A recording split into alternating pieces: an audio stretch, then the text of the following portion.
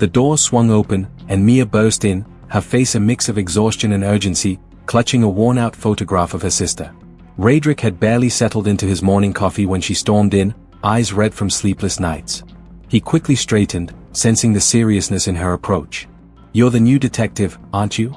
Mia's voice was tense, her words almost a demand rather than a question. Radric nodded. "Detective Grimwald, yes. How can I help you?"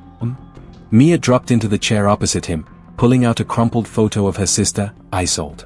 "She's missing," she whispered, her voice cracking. "No one's taking me seriously. I need you to find her." Radric glanced at the photo, then back to Mia. The desperation in her eyes was unmistakable. "How long has she been missing?" 3 days. "I found her handbag in the middle of the road near Thornfield, but there was no sign of her. I went to the police, but she paused, her frustration evident. "They acted like she just left." Radric's gut tightened. He'd heard rumors about the missing persons in Sunridge Valley, stories whispered in low voices, dismissed as accidents or misunderstandings. But this was different. There was a pleading, almost frantic urgency in Mia's voice. "All right," he said, feeling the weight of the case settle on his shoulders. "I'll start immediately." Radric and Mia drove out to Thornfield, Mia clutching her sister's handbag, still not recovered from finding it in such a state. "It was here," she said, pointing to a spot near an old tree. The ground was disturbed, and Radric noted faint tire tracks veering off the main road. Kneeling down, he examined the tracks closely. "Did your sister know anyone out here? Or have any reason to be near Thornfield?" Mia shook her head. "No, she wouldn't be out here alone. Isolde, she was careful. And this," she gestured to the disturbed ground, "this isn't right. Someone took her, I know it." Radric felt a chill run through him. There was a lingering tension in the air as if the very ground held secrets. He reached for his phone and took photos of the scene, every footprint, every tread mark. Just as he stood up, a passing driver slowed, rolling down his window. "You looking into that missing girl?" the man asked, his gaze wary. "You won't be the first to go poking around out here. Others went missing too. Don't expect the sheriff to back you up on this one." Radric exchanged a glance with Mia, feeling a mix of frustration and determination. "Thanks for the warning," he replied. Radric and Mia stepped into a local diner, hoping to gather information on Isolde and anyone else who might have seen her. They sat in a corner, blending in as best as possible. Their waitress, an older woman with a sharp gaze, poured them coffee and asked, "You're the new detective, aren't you?" "Yes. I'm Detective Grimwald," he replied. "You know Isolde? Mia's sister?" The woman's face shifted, guarded. "I've seen her, sure. Sweet girl, always kept to herself." She leaned in, voice low. "But you're wasting your time. Girls like that don't just disappear around here by chance. You'd do well to leave this alone, detective." Radric felt the hairs on his neck rise. "What do you mean, girls like that?" The waitress looked away, pretending to focus on the coffee pot. "Ask around, detective. You'll see that not everyone is as innocent as they seem. This town has its way of taking care of things." As she moved away, Mia's frustration grew. "Why does everyone keep telling us to back off? My sister didn't deserve this." Radric took a deep breath. "This isn't a simple case, Mia. But I promise, I'm with you." Returning to the station, Radric sifted through the police database, looking for any past cases involving missing persons around Thornfield. To his shock, several records popped up. Most of them were marked as closed with reasons like lack of evidence or no foul play suspected. He leaned back, bewildered. They closed all these cases without a single follow-up. Just then, an older detective passed by his office. "Grimwald," he called. "Word of advice, don't go opening cases that aren't yours. Stick to what you're assigned." Radric clenched his jaw, feeling his resolve harden. He wasn't about to let Mia's sister disappear into another closed file. He scribbled down the names of the other missing people and decided to pay their families a visit. At a modest home in Sunridge Valley, belonging to the mother of a young man who went missing a year prior. Radric knocked on the door, and it was opened by an elderly woman, frail but with a resilient fire in her eyes. She looked him up and down, surprised yet wary. "Detective Grimwald," he introduced himself, tipping his hat slightly. "I'm investigating a recent disappearance, but I came across your son's case while looking into it. I'd like to ask a few questions." Her expression softened with a hint of sorrow as she gestured for him to enter. "My son's been gone for over a year, detective. And not a soul from the station has come around asking since." You're the first one. Inside, she showed him to a worn sofa and brought out a faded photo of her son. Radric noticed the resemblance to Isolde's case. Both were young, seemingly with bright futures, and had vanished without a trace. Do you remember anything unusual in the days before he disappeared? Radric asked gently. The woman's hands shook as she held the photo. He said he'd been meeting new friends. Friends I never knew. She paused, looking around as if someone were listening. They weren't from around here, he said. That's the last I heard of them. Radric left with a renewed sense of urgency.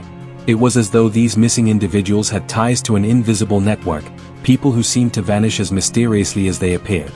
Determined to dig deeper, Radric visited the town's library to look up any newspaper articles about the disappearances. He hoped that perhaps a local reporter had uncovered something the police hadn't. After searching through old records, Radric noticed a troubling pattern. 4 years, sporadic disappearances had plagued the town, with each case quietly filed away, forgotten. As he scanned through each article, he saw that each person had disappeared near isolated areas, on quiet roads like the one where Isolde's handbag had been found.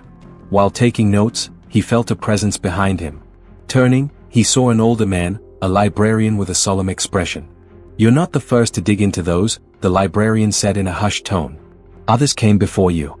Reporters, even detectives. None of them got very far. Why not? Radric asked, studying the man's weary face. Because people in this town protect their own, the librarian replied cryptically. Sunridge Valley has its secrets, and not everyone wants them uncovered. Radric thanked him, unsettled by the librarian's warning but more determined than ever to press forward. That evening, Radric stayed late, poring over files and notes. His gut told him that Mia's sister's case was just one part of a larger puzzle, but he couldn't yet see how the pieces fit together. The phone on his desk rang, startling him from his thoughts. It was Mia. I went back to where I found her handbag, she whispered, her voice barely audible. I found something else. Radric's heart pounded. What did you find, Mia? A bracelet. It's hers, I know it. But, she hesitated. It wasn't there before. Someone must have left it for me to find. Radric grabbed his coat and told Mia to stay put. He rushed to meet her, sensing that this could be a breakthrough or a trap. Radric arrived to find Mia holding a small bracelet, her hands shaking. He took it from her gently, inspecting it. On closer examination, he noticed faint scratches on the metal, initials. They weren't her sister's. It's like someone's toying with us, Mia murmured, her voice laced with fear. Radric pocketed the bracelet, realizing that this case was quickly becoming personal for both of them. Whoever had taken Isolde wanted them to know they were watching, keeping them on edge. Just then, headlights appeared in the distance, speeding toward them. Radric pushed Mia out of sight, hiding behind a row of bushes as the car passed by. It slowed near the exact spot where Isolde's handbag had been found, before driving off. Radric watched the car disappear down the road, feeling a sense of dread. This wasn't just a simple abduction. They were dealing with someone meticulous, someone who knew how to cover their tracks and taunt their pursuers. The next morning, Radric met with his superior officer to report the previous night's events, hoping to rally more support for the case. You're wasting your time, Grimwald, his superior said, his tone dismissive. Sunridge Valley's had its share of disappearances, sure, but they're isolated incidents. You're making connections that aren't there. Radric clenched his fists. Sir, we have multiple cases, all with similar circumstances. They can't all be coincidences. His superior's gaze hardened. Drop it, detective. We have enough on our plate without chasing ghosts. Radric left the office, his frustration mounting. If he couldn't rely on the department, he would have to handle this on his own. Determined, he dialed Mia, proposing that they go to the families of other victims themselves to find any connections they could. An hour later, Radric met with Mia at her house, bringing along the files he had managed to keep without alerting his superiors. Mia's determination mirrored his own as they reviewed each name, each face, each missing person whose story had been swept aside. These people, Mia said, her voice thick with anger, they had lives, families. How can they just ignore that? Radric nodded. They don't want to believe it's happening. But we're going to find out the truth, whatever it takes. As they pored over the files, the doorbell rang. Mia opened the door to find a mysterious package on the doorstep. She brought it inside, and they carefully opened it to reveal a stack of photographs, each showing a missing person standing near various places around town before they disappeared. On the back of each photo was a handwritten note, taunting them with details only the perpetrator could know. Radric felt his stomach turn as he read through the chilling messages. Whoever was behind this was watching them, and wasn't afraid to make it personal. The next morning, Radric sat at his kitchen table, surrounded by scattered photos and case files. He scribbled down each name from the photos they'd received, cataloging them with known details. His phone rang. It was Mia. "I've been thinking," she said. "These photos. They were taken in different places around town. What if they mean something?" Radric nodded, glancing over the list. "I've noted each location. It might reveal a pattern, or at least show us where the abductions happened. Then let's go to those places." One by one, Mia suggested, her voice determined. Radric agreed, grabbing his files and heading out. Each location might hold a piece of the puzzle, he thought, but he had no idea how many new threads they were about to uncover. Their first stop was an old factory. The photo they had showed one of the missing individuals standing in front of it, their face turned toward the camera, unaware that it would be one of the last images ever taken of them. Radric pushed open the rusty gate, and they stepped inside. The place had an eerie quietness, every sound amplified by the cavernous emptiness. As they moved further in, Mia spotted something on the ground, a notebook, half buried in dust. She picked it up and flipped through it, realizing it was a journal. "Look," she whispered, showing Radric a page filled with hurried, almost frantic writing. It contained the words, "I can't escape. They're always watching." Radric's face darkened. Whoever left this knew something. This wasn't a random disappearance. They kept searching, but the silence was oppressive, like the building itself was a witness to something dark. Finally, they left, the journal now their only lead. Back at the station, Radric decided to consult the town records, hoping to trace connections between the missing individuals. But as he sat at a workstation, he noticed an officer, Detective Dareth Briarhollow, watching him closely. "What are you working on, Grimwald?" Dareth asked, his tone casual but his gaze intense. Following up on some missing persons cases, Radric replied, nonchalant. Dareth's lips curved into a smile that didn't reach his eyes. "Just some advice, don't go digging up old graves. Some things are better left forgotten." Radric's jaw tightened. It was clear that Dareth, like many others in the department, didn't want him to pursue this. But Radric couldn't shake the feeling that Dareth knew more than he was letting on. As he left the station, Radric made a mental note to keep an eye on Dareth. He couldn't trust everyone here, and he wasn't about to let anyone steer him off course. Later that evening, Radric and Mia met at a quiet bar, hoping the relaxed atmosphere might yield information from unsuspecting patrons. As they sat nursing their drinks, they overheard a group of men discussing the strange things happening in town. One man, Kalmar Stormgrove, caught Radric's attention. He leaned in, speaking in a low tone to his companions. "This town's got secrets, dark ones. People disappear, and no one says a thing." Radric approached him, introducing himself. Kalmar raised an eyebrow, clearly hesitant. "You're not from here, are you?" Radric shook his head. "Just a detective trying to find answers." Kalmar looked around, then nodded slowly. "Well, detective, you should know that the people in this town don't like strangers meddling in their affairs. Stick your nose too deep, and you'll end up on a list of your own." The warning hung in the air long after Kalmar walked away, leaving Radric and Mia with a growing sense of unease. The town was closing in on them, its secrets tightening like a noose. That night, Mia received an anonymous phone call. The voice on the other end was distorted, garbled. "Stop looking, or you'll end up like your sister." She froze, the words echoing in her mind. "Who are you?" she demanded, but the line went dead. Mia immediately called Radric, her hands trembling. "Someone called me. They threatened me. They know what we're doing." Radric arrived within minutes, reassuring her. "This is exactly why we need to keep going. Whoever called you is scared. They know we're getting close." Despite his words, he felt a prickle of fear. If they were being watched, they would have to be careful with every move from now on. The next day, Radric received an email from an unknown sender. It contained an attachment, a photo of yet another missing person, this one from a nearby town. Below the image, there was a single sentence, "Look closer at the places they went." Radric studied the photo and recognized one of the locations, the same old factory where they had found the journal. He called Mia, and they agreed to revisit the factory. Whoever was contacting them clearly had insider knowledge, but Radric was beginning to wonder if they were being led toward the truth, or a trap. When they returned to the factory, they scoured every corner more thoroughly. In a hidden alcove, they found something unusual, a series of markings etched into the wall, like a code. As Radric took photos, Mia studied the symbols. What if these are messages? A way for people who were taken to communicate? They both fell silent, feeling a cold realization. If these symbols were left by others, it meant they weren't the first to come here, and perhaps not the last. Radric pocketed his phone, noting down the symbols to investigate further. This wasn't just an isolated location, it was part of a network, a dark pathway for the missing. Radric and Mia tracked down a friend of one of the missing girls, a woman named Giselle, hoping to learn more about her last days. Giselle was quiet and guarded, clearly shaken by the past. She said she was in trouble, Giselle murmured, fidgeting with her hands. But she wouldn't tell me what it was. I think she was scared of someone powerful. Did she ever mention a name? Radric asked. Giselle hesitated, then shook her head. No, but I knew she had been meeting people at that factory. I told her to stay away, but she wouldn't listen. Radric felt the pieces begin to align. The factory wasn't just a random location, it was connected to each of the victims.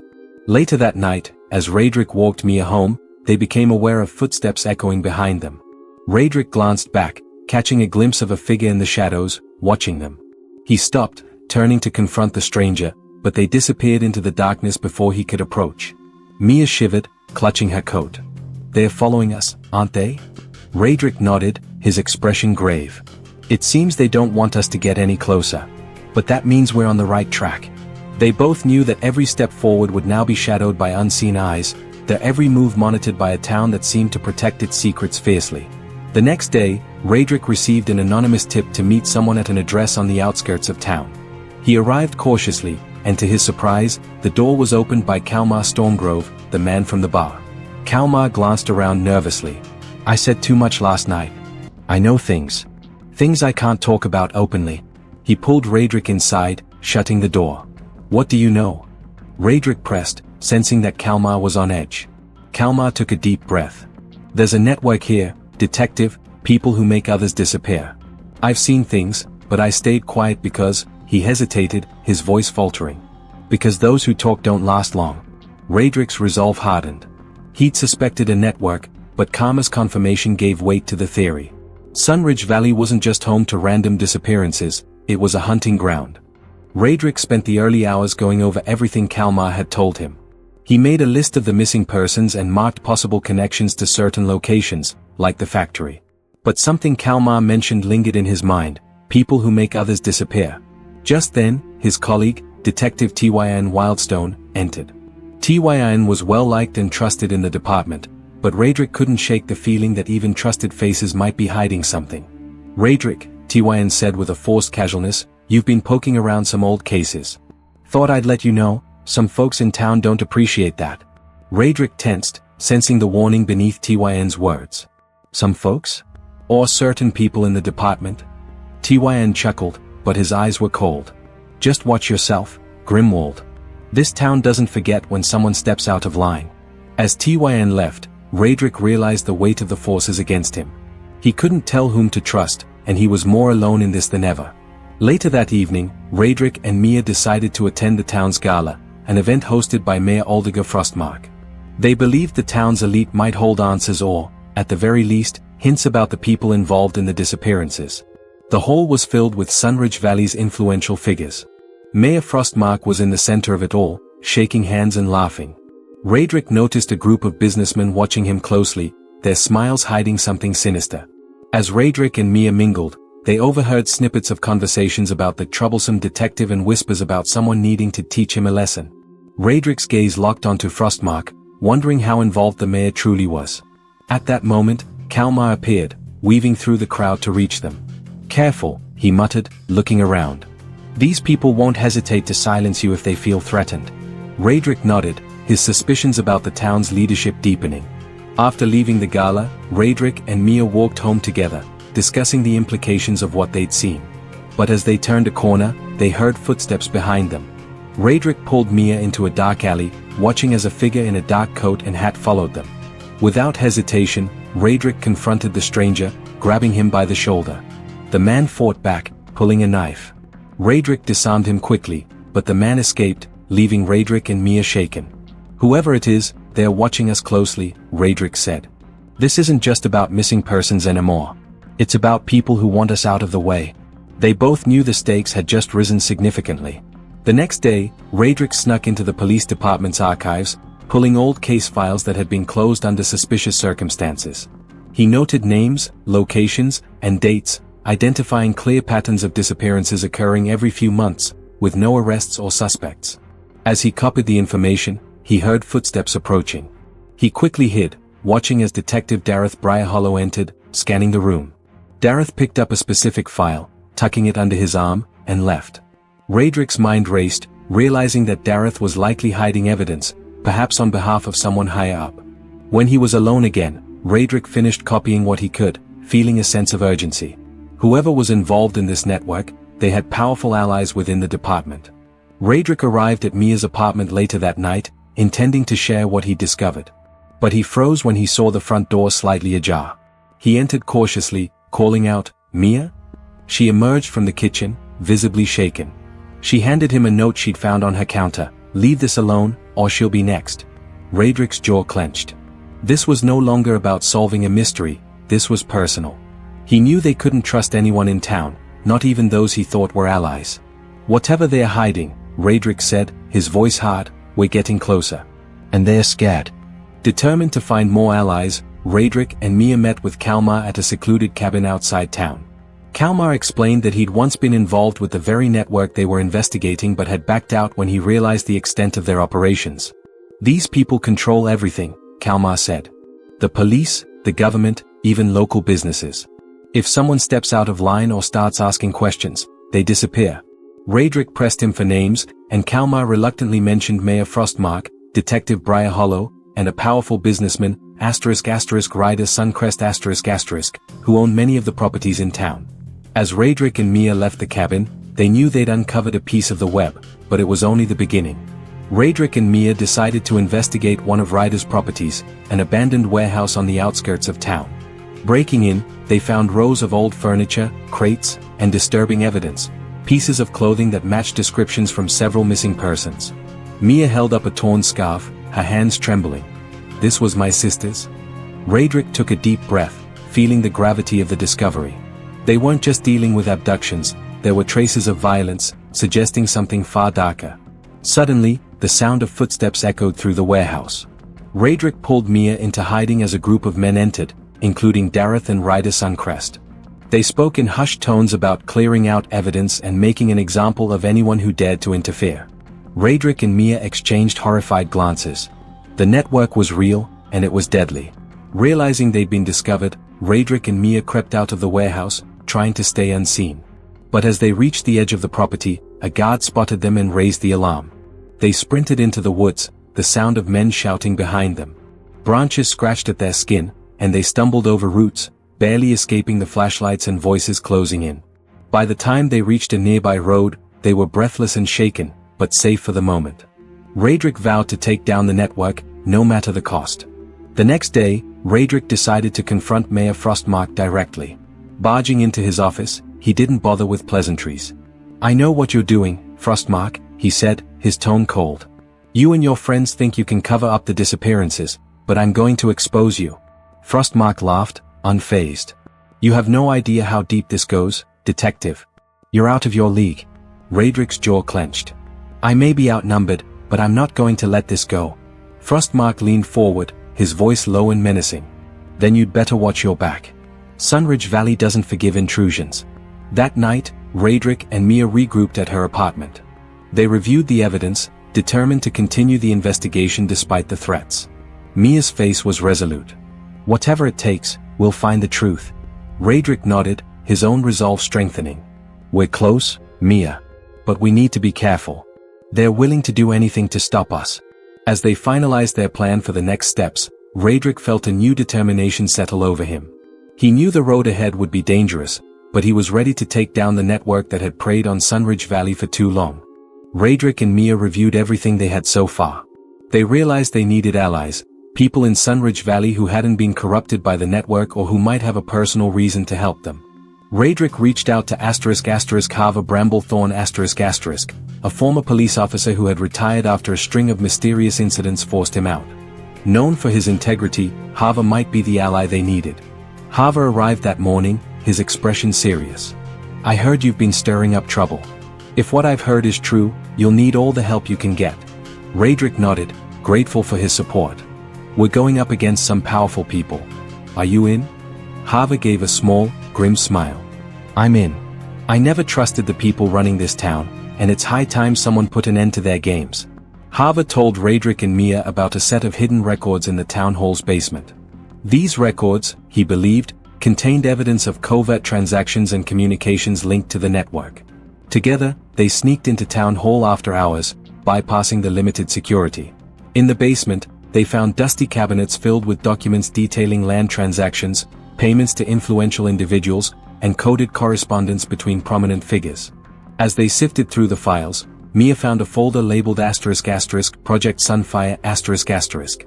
It contained blueprints, names, and dates, plans that seemed to map out the disappearances, with each person marked with chilling precision. "Project Sunfire," Raedric muttered. "Whatever this is, it's organized. This isn't just about power, it's methodical." They quickly copied the documents, aware that they were sitting on explosive information. But as they prepared to leave, they heard footsteps approaching. Raedric motioned for silence, and they hid behind a row of cabinets as the footsteps grew louder. Hava pulled out his flashlight, watching the stairs carefully. The figure descending was Detective Tyn Wildstone, his face obscured by shadows. He stopped at the base of the stairs, scanning the room suspiciously. Raedric held his breath, gripping a folder tightly. Finally, Tyn seemed satisfied that no one was there, turning and leaving. Once he was gone, they bolted from the basement, the documents clutched tightly to their chests. Outside, they caught their breath, realizing how close they had come to being caught. But Raedric's resolve was only strengthened. They now had a paper trail leading back to the powerful figures in town. That evening, Raedric received a phone call from an unknown number. The voice on the other end was low, cautious. "You don't know me, detective, but I have information you need. Project Sunfire isn't what you think. Meet me tomorrow night at Shadowfall Bridge." Before Raedric could ask any questions, the caller hung up. Mia looked at him, eyes wide. "Do you think it's a trap?" "It might be," Raedric admitted. "But if it's real, we could be one step closer to the truth. We can't afford to ignore it." They agreed to proceed with caution, but both felt the weight of the risk pressing down on them. Raedric and Mia waited at the bridge, the eerie silence stretching around them. They felt exposed, but Raedric kept a firm grip on his flashlight and a concealed weapon, just in case. An hour passed, and no one appeared. They were about to leave when Raedric noticed a slip of paper wedged under a nearby stone. He picked it up, reading the hastily scrawled message, ***, look to those closest to you. The answers are there. ***. Disappointed but intrigued, they returned home, feeling as if they were playing into someone's carefully constructed game. The next day, Raedric decided it was time to confront Detective Dareth Briarhollow directly. He entered Dareth's office, his tone sharp. "I know about Project Sunfire, Dareth. I know what you're hiding." Dareth's expression darkened, his hands clenching into fists. "You don't know anything, Grimwald. You're poking your nose where it doesn't belong." Raedric met his glare head-on. "People are missing, Dareth.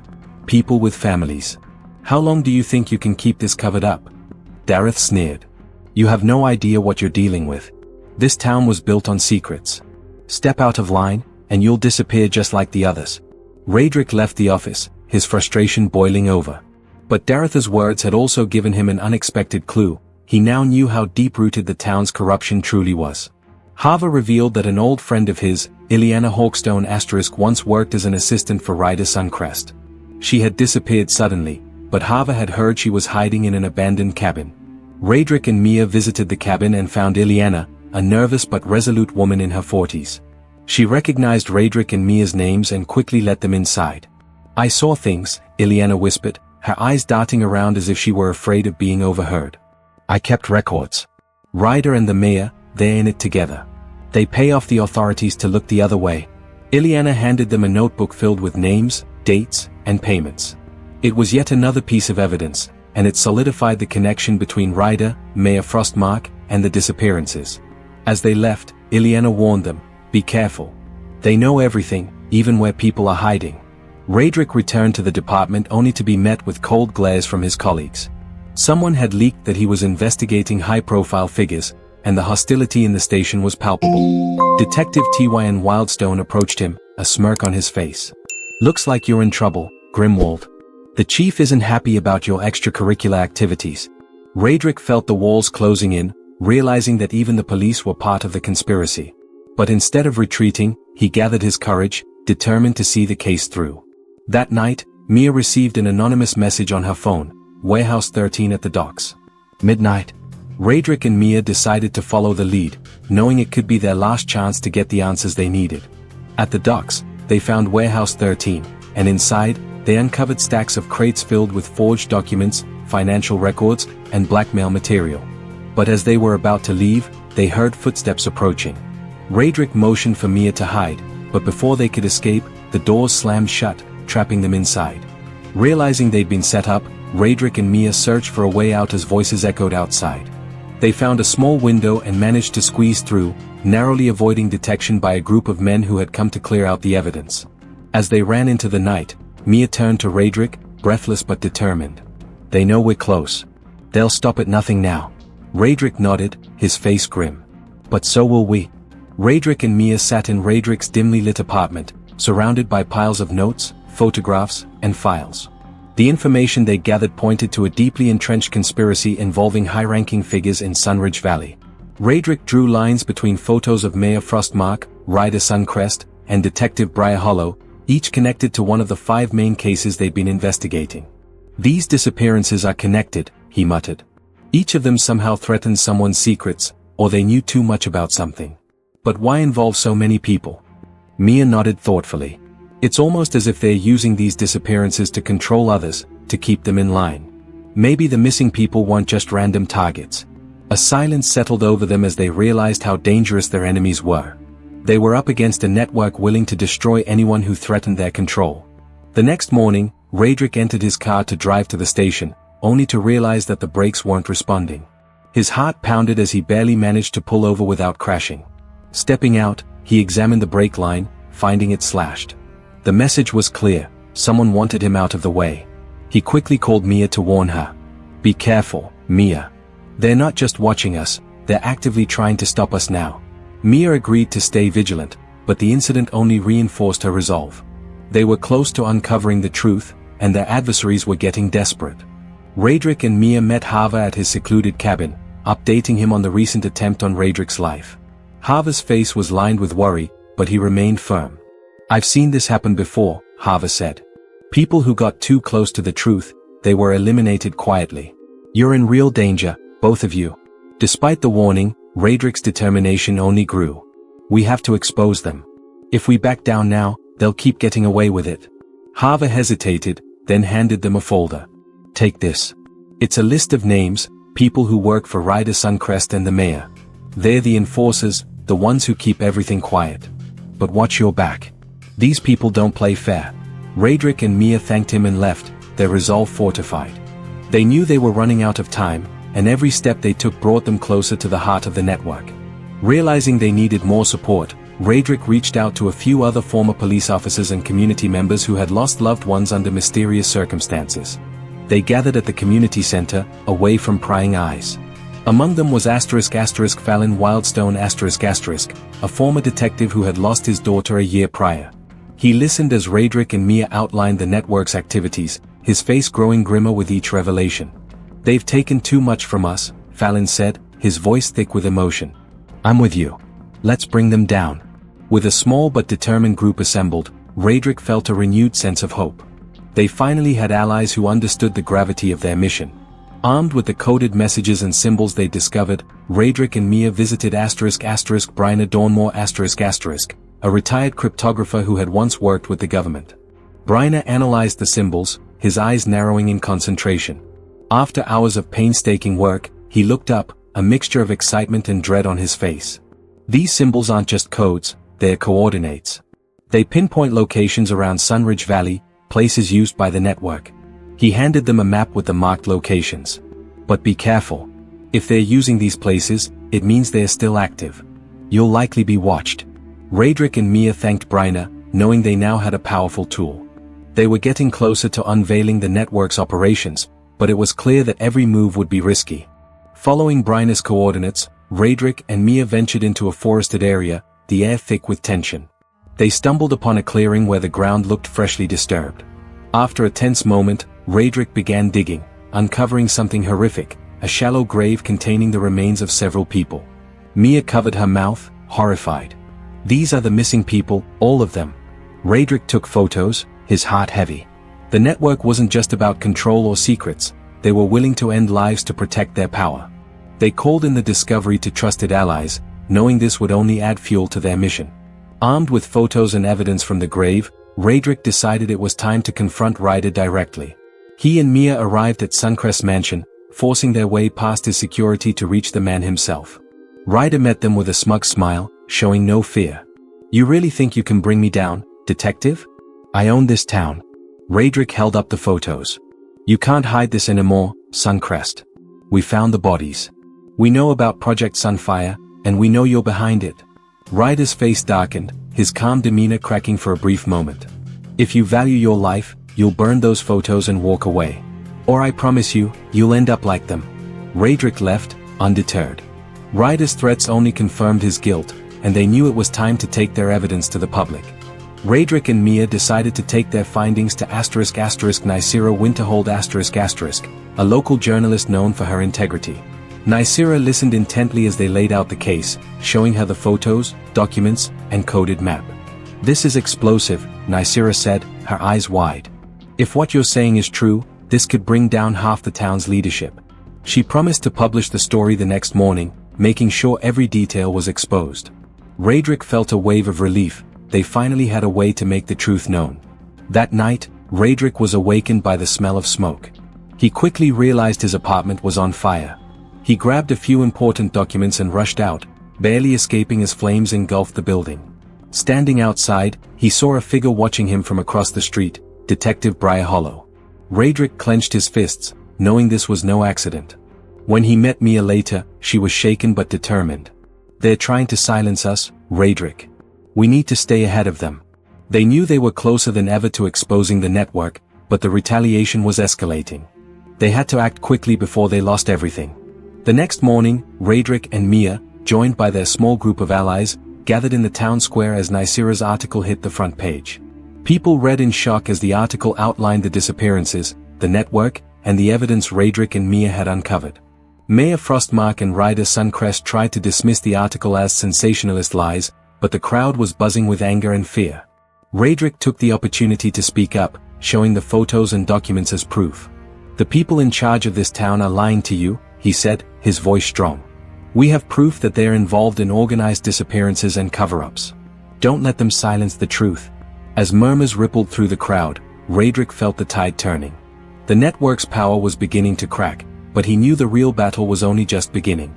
Raedric and Mia returned to the town square to witness the effects of Nicira Winterhold's expose. The crowd was larger now, with people demanding answers. Mayor Frostmark attempted to calm the crowd, dismissing the accusations as baseless. One woman, whose brother had disappeared years ago, shouted, "You didn't even look for him. You never cared." The crowd echoed her anger, hurling accusations at the mayor and demanding justice. Raedric sensed the network's control slipping. "We need to press harder," he whispered to Mia. "The people are with us now. Let's make sure they don't forget." After the rally, Raedric returned to his temporary apartment to find a letter slipped under his door. It was from **Oldiger Thundervale**, a high-ranking town official and one of the mayor's closest allies. Oldiger requested a secret meeting, claiming he wanted to reveal information about the network. Raedric was cautious, sensing it could be a trap. But if Oldiger was sincere, it might be the break they needed to uncover the final pieces of the puzzle. "We'll be careful," Raedric assured Mia, "but we can't pass up any opportunity now. If he's turning against the mayor, there's a reason." Raedric and Mia arrived at the meeting spot, hidden beneath the shadows of towering trees. Oldiger appeared, his face weary and his hands shaking. "I'm here because I've had enough," Oldiger began. "I helped them cover up so many disappearances, but it's gotten out of control." Raedric kept his voice steady, though his mind raced. "Who else is involved?" Oldiger listed several key figures, including Ryder Suncrest and Mayor Frostmark. He also revealed that Detective Briar Hollow was in charge of keeping the authorities distracted. "I'm giving you this," Oldiger said, handing Radric a folder. "But you didn't get it from me. If they find out." Radric accepted the folder, understanding the risk Oldiger was taking.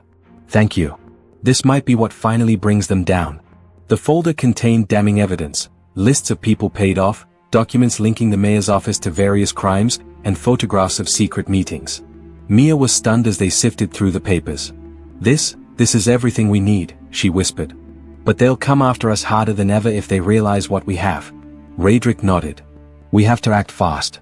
We can't give them a chance to cover this up." They made copies of the documents and began distributing them to allies, preparing for the next stage of their plan. Radric decided to confront Detective Briar Hollow with the evidence. But as he approached the station, he was ambushed by two men who grabbed him and forced him into a nearby alley. Briar Hollow appeared, a smug smile on his face. "I told you to stay out of this, Grimwald. But you didn't listen." Radric fought back, managing to land a blow on one of his attackers, but Briar Hollow pulled out a gun, leveling it at Radric. "You're too close, Detective. Time to put an end to this." Just as Briar Hollow prepared to pull the trigger, Fallon Wildstone arrived, tackling Briar Hollow to the ground. Radric managed to subdue the other two men, but Briar Hollow escaped, disappearing into the crowd. Fallon helped Radric to his feet, his face grim. "They're desperate. We have to finish this now."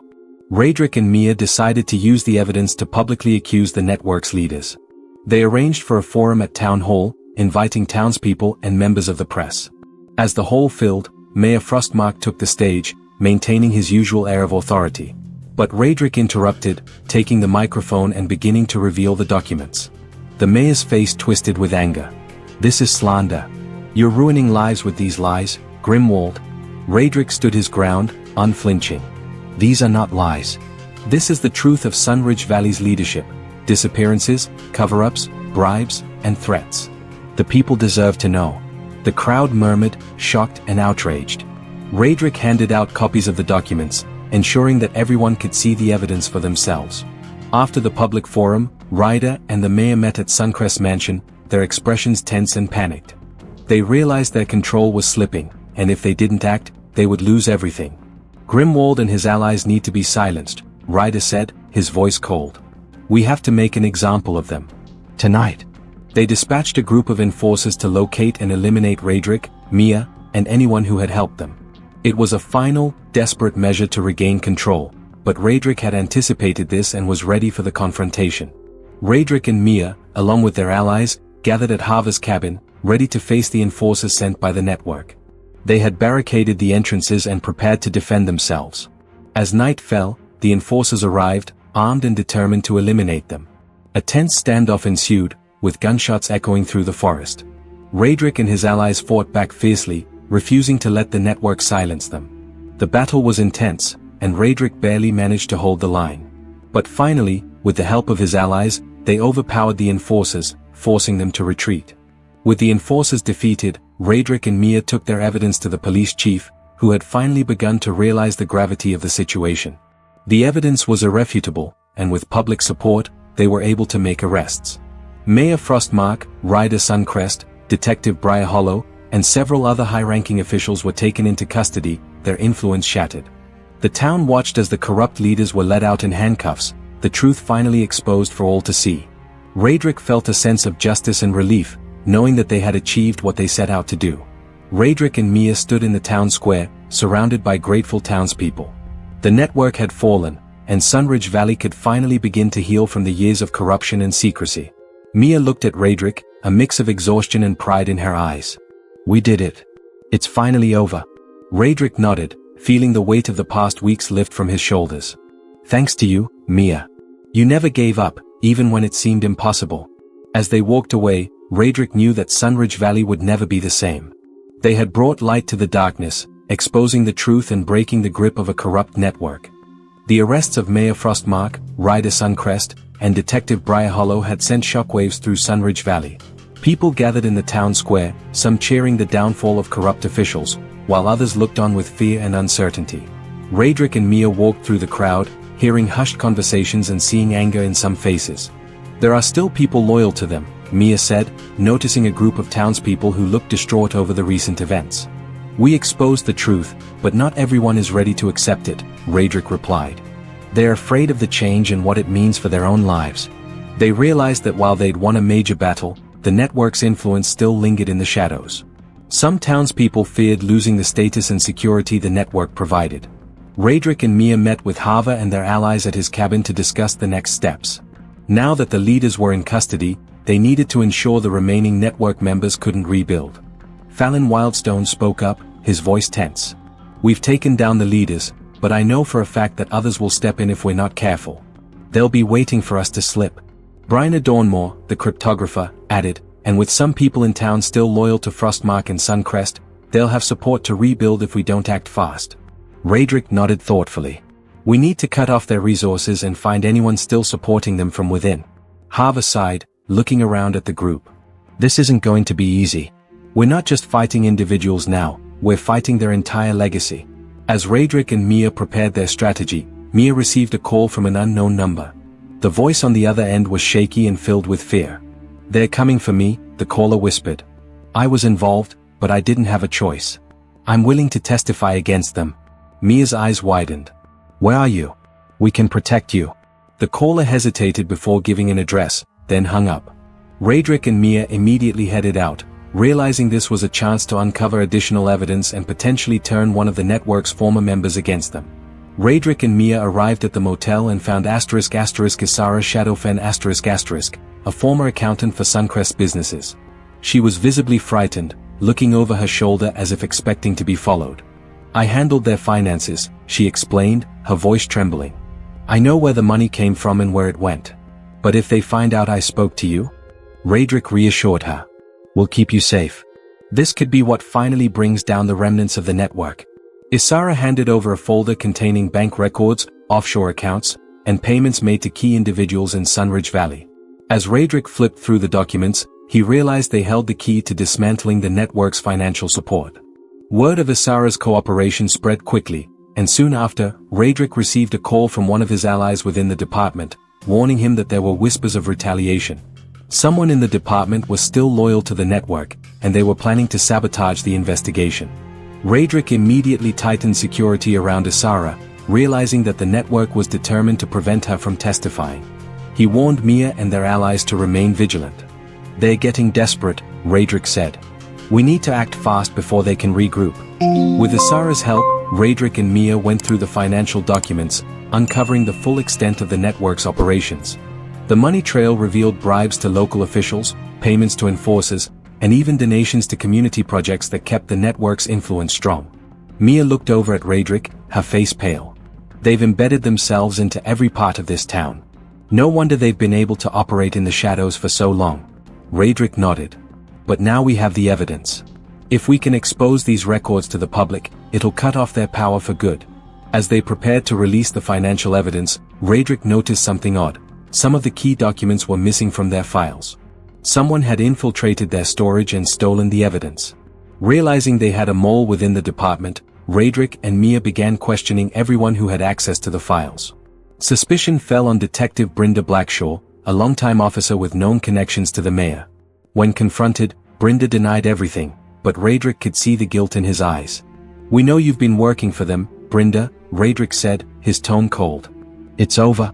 Under pressure, Brynda eventually confessed, admitting that he'd been bribed to destroy evidence.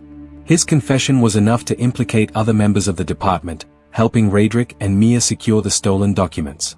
Radric and Mia organized a press conference, presenting the financial records to the town's residents and the press.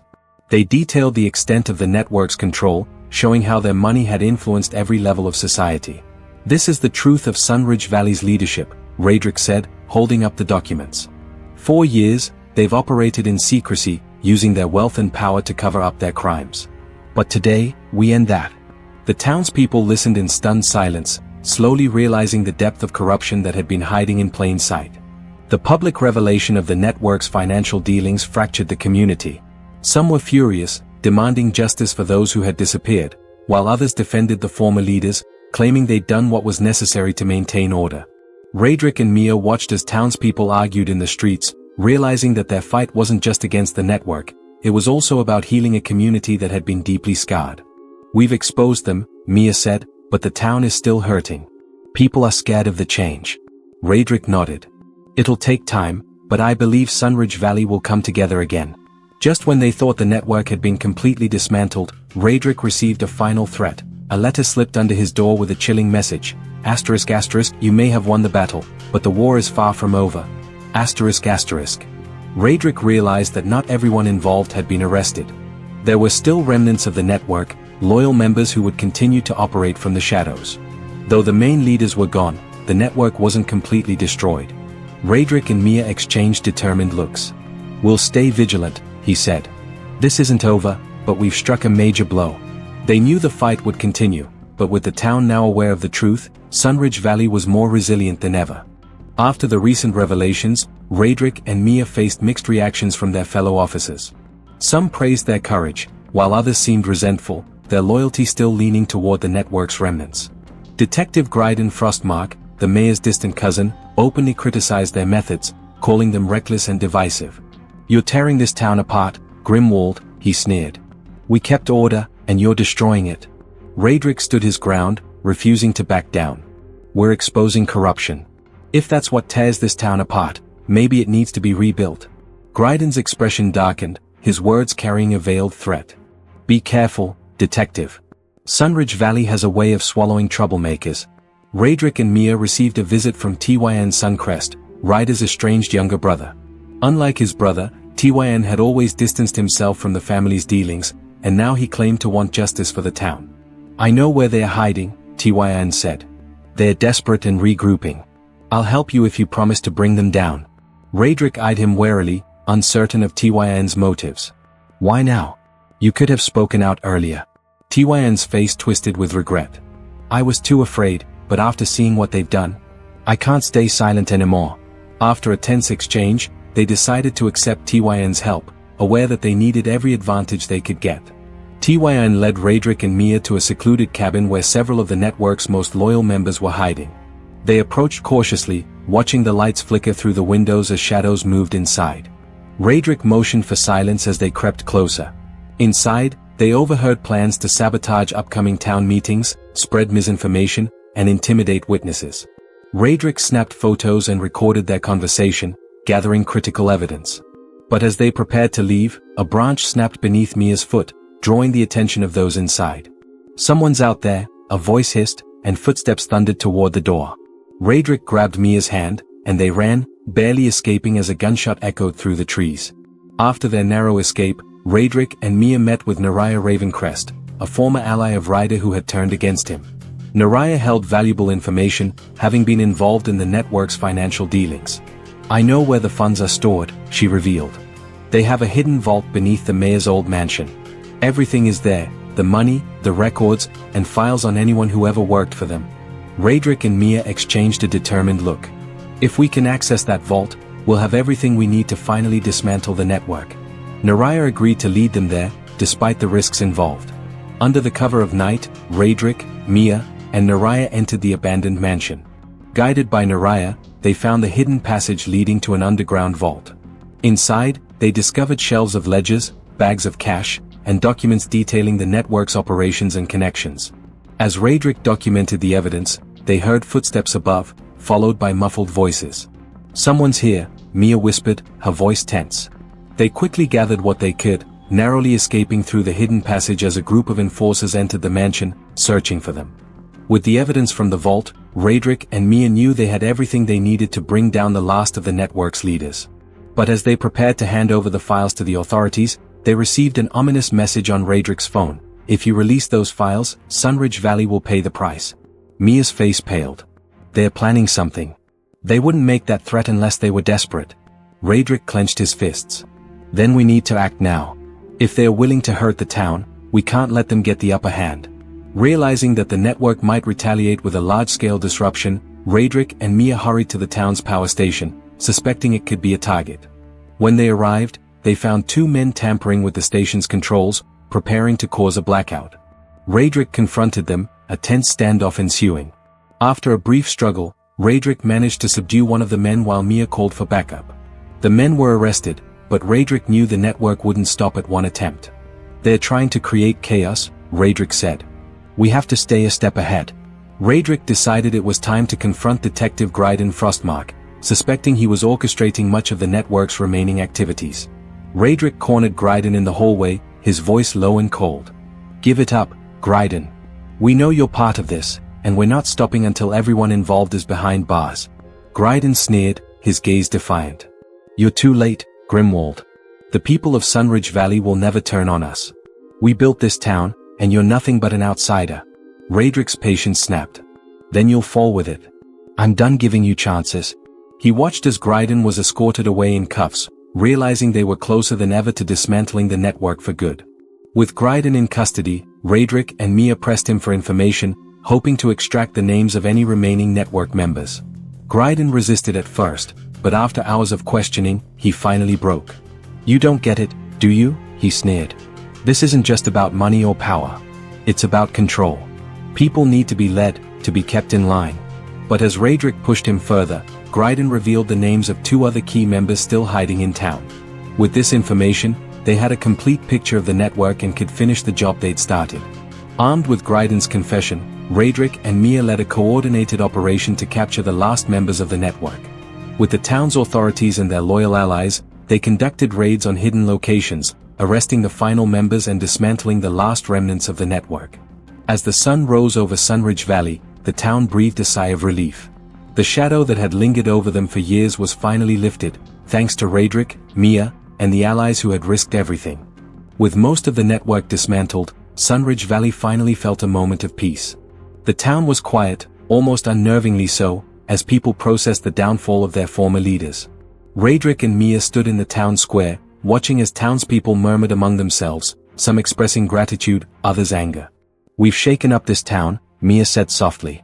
"People's lives are different now, and not everyone's ready for it." Raedric nodded, a mixture of pride and concern. "Change is never easy, but they'll come around." Yet, even with the major players taken down, they couldn't shake the feeling that something crucial was still missing. Raedric awoke to find an envelope slipped under his door. Inside was a single photograph of Mia, taken without her knowledge, with a note that read, "You took our leaders. We'll take what you hold dear." His blood ran cold. This wasn't just a threat, it was a promise of retaliation. He immediately called Mia, warning her to stay alert. "They're coming for you, Mia. We've hit them where it hurts, and now they're fighting back." Mia's voice was calm but resolute. "We knew this would happen. We'll handle it. Together." The next day, Raedric confronted Tyn Suncrest, Ryder's estranged brother who had claimed to be helping them. Raedric suspected that Tyn had been playing both sides, providing information to them while secretly tipping off the network. When confronted, Tyn smirked. "You think you've won, Grimwald? This isn't over. You're dealing with people who know how to survive." Raedric felt a surge of anger and betrayal. "You were part of this the whole time. You led us into traps, hoping we'd be eliminated." Tyn shrugged. "I did what I had to. Family loyalty means everything in this town." Raedric left, disgusted. Tyn had been a mole, feeding information to the network all along. It was a reminder of just how deep their enemy's loyalty ran. Determined to find the last remnants of the network, Raedric and Mia followed a lead to an abandoned farmhouse where they believed the final members were hiding. Inside, they found a small group of men and women, including Naraya Ravencrest, who had pretended to cooperate but was now leading the remnants of the network. "We trusted you," Mia said, her voice shaking with anger. Naraya sneered. "Trust is a weakness. You should have known better, Mia. Sunridge Valley doesn't belong to the weak." A confrontation ensued, with Raedric and Mia barely managing to overpower the group. They captured Naraya, but they knew this wasn't the end. After the confrontation, Mia confided in Raedric, expressing the emotional toll the investigation had taken on her. "I thought I was doing this for my sister, but now it's so much more." Raedric placed a reassuring hand on her shoulder. "You did this for justice, Mia. And your sister would be proud of you." They shared a quiet moment, both reflecting on the sacrifices they had made and the people they had lost along the way. Raedric and Mia were surprised when Harva Bramblethorn returned to the station, offering his support again. Harva had initially been hesitant to get involved in the final stages but had now decided to help finish what they started. "They've taken enough from this town," Harva said. "It's time to put an end to this, once and for all." With his knowledge of the network's inner workings, they gained valuable insight into the remaining members and their final plans. With Harvey's information, Raedric and Mia discovered an abandoned tunnel system under the old railway station, which the network used to transport and hide assets. They ventured into the tunnels, only to encounter a series of traps set by the network's last loyalists. Narrowly avoiding a deadly ambush, they pushed forward, determined to uncover any remaining evidence of the network's operations. After hours of navigating the tunnels, they found a hidden storage room filled with documents, cash, and assets the network had hidden away. Raedric and Mia gathered the last of their evidence, preparing for a final public confrontation. They presented the documents and records from the tunnels, making one last stand against the remnants of the network. A crowd gathered as Raedric laid out the entire network structure, connecting each piece of evidence to the remaining loyalists in the town. This time, there was no denying the truth. One by one, the final network members were publicly shamed, and Raedric felt a sense of closure as they were arrested, their control over Sunridge Valley finally broken. Later that night, Mia received another threat. A note slipped under her door that read, "You took everything from us. Now we'll take something from you." Raedric rushed to her apartment, finding her shaken but determined. "We're too close to stop now," she said. "They might take everything from us, but we'll make sure they can never rise again." Despite the threat, they remained resolute, knowing that their fight had come at a great cost but had been worth every sacrifice. The town awoke to a new era, free from the grip of the network. Raedric and Mia walked through the town square, feeling the weight of their journey. People approached them, expressing gratitude and newfound hope. Sunridge Valley was finally beginning to heal, and the townspeople could rebuild without fear. As Raedric and Mia looked out over the town they had fought to protect, they knew they had won a silent, bittersweet victory. They had exposed the truth, but they carried the scars of their battle, a reminder of the lives changed and the sacrifices made along the way. Raedric sat alone in his apartment, sifting through files one last time when he noticed a small envelope tucked inside a folder. He opened it and found a handwritten note, "Meet me at the Sunridge Valley Cemetery. Midnight. The truth awaits." Raedric felt a chill run down his spine. The note was unsigned, yet something about it compelled him to go. He called Mia, and they agreed to meet at the cemetery, determined to confront whoever had summoned them. Raedric and Mia arrived at the cemetery, where the moon cast an eerie glow over the gravestones. Shadows stretched across the grounds as they approached a figure waiting for them, a frail, elderly man, barely visible in the dim light. "I'm Vyn Emberstone," the man said, his voice hoarse and filled with regret. "I was one of the original founders of the network, back when it wasn't about power but about protection." Raedric and Mia exchanged shocked glances, listening as Vyn revealed the network's origins. Decades ago, it had been formed to protect the town during difficult times, but as new members joined, it grew corrupt, and the mission of protection twisted into control and manipulation. "We wanted to keep order," Vyn continued, his voice breaking, "but we lost our way. And now, all that remains is the darkness we brought." Raedric felt the gravity of Vyn's words, realizing they were facing not only a network but a legacy that had been embedded in the town for generations. Vyn handed Raedric a sealed letter, his hands trembling. "This contains the names of those who started it all, the ones who passed the network's legacy down. I can't erase what I've done, but you can make sure no one else falls victim to it." Mia took the letter, and as she did, Vyn looked at them with sorrowful eyes. "Thank you, for freeing this town from the curse we brought upon it." Before Raedric could respond, Vyn walked away, disappearing into the night, leaving them with the weight of his confession and the final pieces of the puzzle. Armed with Vyn's letter, Raedric and Mia presented it to the police chief and the town's remaining leaders, demanding they make the contents public. The letter not only contained the network's full history but also detailed the secret contracts and deals that had bound the town to the network's influence. "This is everything," Raedric said. "The truth about the network, from its origins to its downfall. The people deserve to know." After a tense silence, the chief agreed, realizing that Sunridge Valley could only heal if everything came to light. Plans were set to release the letter's contents to the public, ensuring transparency and accountability. In the largest gathering Sunridge Valley had ever seen, Raedric and Mia read Vyn's letter aloud to the crowd, detailing the network's evolution from a protective group to a powerful criminal organization. The townspeople listened in silence, some weeping, others standing in shock as they learned the truth about their leaders and the legacy of corruption that had plagued them for years. Mia's voice was steady but emotional as she concluded, "We cannot change the past, but we can learn from it. Sunridge Valley deserves a future built on truth and justice." The crowd erupted into applause, and Raedric felt a wave of relief and pride. They had finally broken the cycle. Raedric and Mia returned to the cemetery, reflecting on everything they had been through. Standing by the graves of some of the network's victims, they felt a bittersweet sense of closure. "We did it," Mia said, her voice filled with both relief and sadness. "But it doesn't erase the pain this town has endured." Raedric nodded. "No, but it gives people a chance to heal. And maybe, one day, this place can find peace." They left the cemetery, knowing that they had fulfilled their promise to those who had been lost. Raedric and Mia gathered with their allies at Hava's cabin, sharing stories and reflecting on the journey that had brought them together. Fallon, Bryna, and others expressed their gratitude, knowing that they had fought for a town that could now rebuild itself. "We couldn't have done it without you," Hava said, raising a glass. "To Sunridge Valley's future, and to the friends we've made along the way."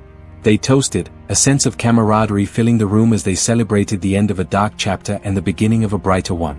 Raedric visited Mia one last time before he prepared to leave town. They shared a quiet moment, reflecting on the bond they had formed through their fight for justice. "What will you do now?" Mia asked, her eyes full of both gratitude and sadness. Raedric smiled, though he felt the same mix of emotions. "There are other towns, other places that need the truth. But I'll always remember Sunridge Valley, and the people who fought to protect it." Mia hugged him tightly, knowing that their journey together had changed them both. Raedric left Sunridge Valley, but his impact on the town remained. Mia, along with the townspeople, worked to rebuild, establishing new leadership and fostering a culture of transparency. Plaques were placed in honor of those who had disappeared, a reminder of the town's history and the importance of fighting for justice. Sunridge Valley's past would never be forgotten, but its people were determined to move forward. In the early morning light, Mia stood on a hill overlooking Sunridge Valley, watching as the sun rose over a town reborn.